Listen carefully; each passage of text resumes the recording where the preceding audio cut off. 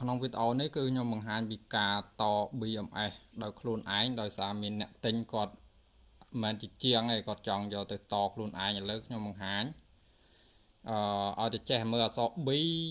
អក្សរ B លេខ1 B លេខ2អានេះ BMS នៅក្នុងថ្មចាស់ឧទាហរណ៍ថាថ្មចាស់វាមាននេះមើលខ្ញុំបង្ហាញមើលនេះ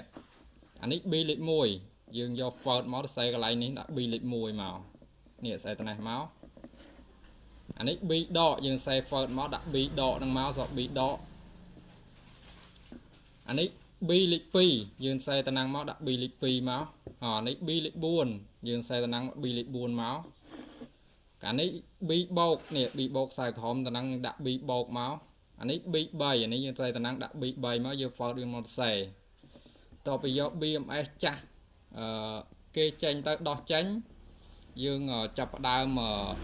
ដាក់ចូលយើងរឹតខ្ចៅនេះឲ្យសិននេះខ្ចៅនេះយើងរឹតឲ្យជាប់ដល់ពេលរឹតជាប់ហើយយើងចាប់ផ្ដើមខ្សែតា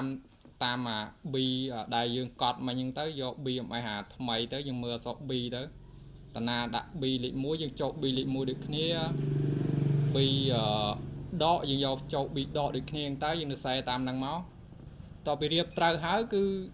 បើមានប្រាប់វាស់យើងអាចវាស់ទៅជើងសងខាងនេះវាស់ទៅគឺមានភ្លើង 20V ឬក៏18 19V តមកយើងដាក់ motor នេះទៅនេះ motor នេះទៅចាំមើលខ្ញុំដាក់វាស់ឲ្យមើល motor ក៏ខ្ញុំបានសាឲ្យដែរអានេះខ្ញុំដោតេស្ត BMS ហ្នឹងទេ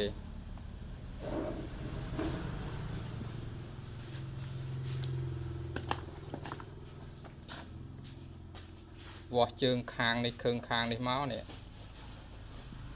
វាចេញ 19V នេះ 19.9 វាចិត្ត 20V